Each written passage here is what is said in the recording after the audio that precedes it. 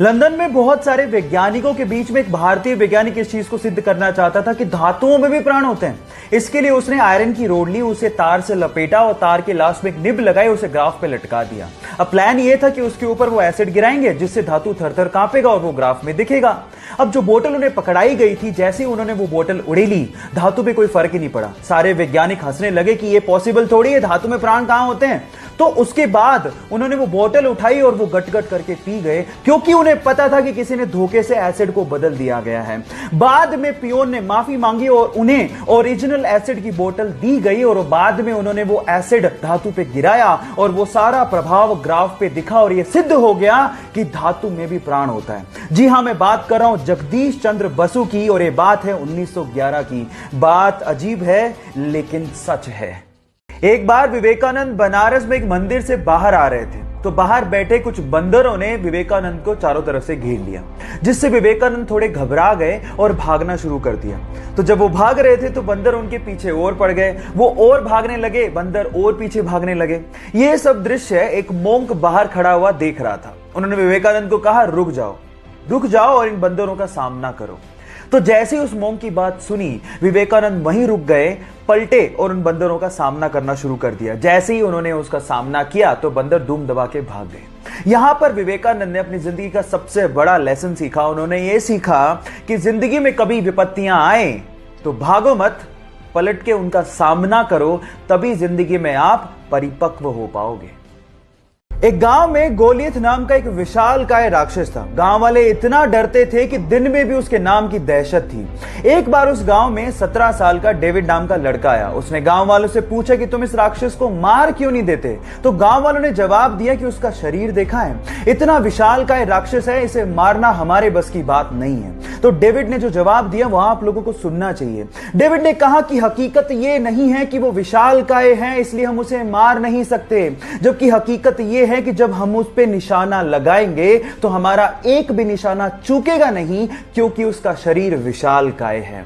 ये सब आपके नजरिए पे डिपेंड करता है। अगर प्रॉब्लम को लेके आपका नजरिया ये है कि ये काम मुझसे नहीं होगा तो आप जिंदगी में कुछ नहीं कर सकते। लेकिन अगर आपका नजरिया ये है कि ऐसा क्या काम है जो मैं नहीं कर सकता, तो आप जिंदगी में कभी पीछे मुड़ के देखोगे नहीं। क्या आप मुझे पेन बेच सकते हो? ये क्वेश्चन मोस्ट कॉमन क्वेश्चन है अगर आप किसी भी कंपनी में सेल्स जॉब के लिए जाते हो तो, क्योंकि अगर आप बेच सकते हो तो आप कुछ भी कर सकते हो। Sell me this pen.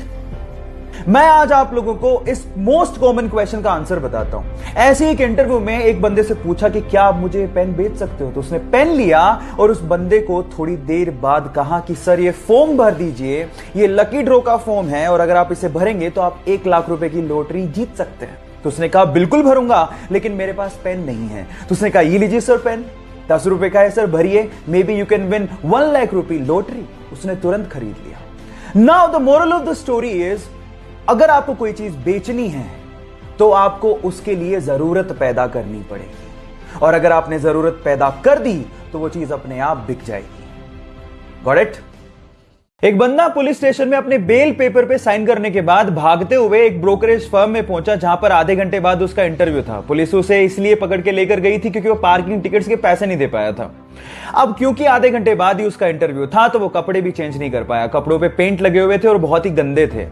जब इंटरव्यूअर ने उसकी मार्कशीट देखी तो मार्क्स भी बहुत कम थे, लेकिन उसके बावजूद भी उसने इंटरव्यू क्रैक कर लिया। जानते क्यों? ये क्रिस गार्नर की घटना है और ये सच्ची है, ध्यान से सुनिएगा। उसके आंसर की वजह से उसका सिलेक्शन हुआ।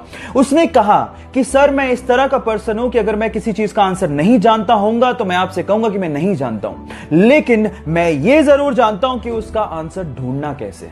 गाइस, लाइफ में बहुत सारे ऐसी चीजें जो आप नहीं जानते, लेकिन अगर आप ये जानते हो कि उसका जवाब कैसे ढूंढना है तो आप जिंदगी में कभी पीछे नहीं रहोगे। महज 21 साल का था तो डॉक्टर्स ने उसे कहा कि उसे मोटर न्यूरॉन जैसी खतरनाक लाइलाज बीमारी है। इस बीमारी की वजह से इंसान का उसकी मांसपेशियों से कंट्रोल खत्म होने लगता है, धीरे धीरे वो अपंग हो जाता है और फाइनली उसकी मृत्यु हो जाती है। डॉक्टर्स ने उसे कहा कि वो 2 साल से ज्यादा तक जिंदा ही नहीं रह सकता, लेकिन फिर भी अपनी जीने की इच्छा शक्ति की बदौलत उसने मृत्यु को हरा दिया। वो अपंग जरूर हुआ लेकिन 50 साल तक जिया।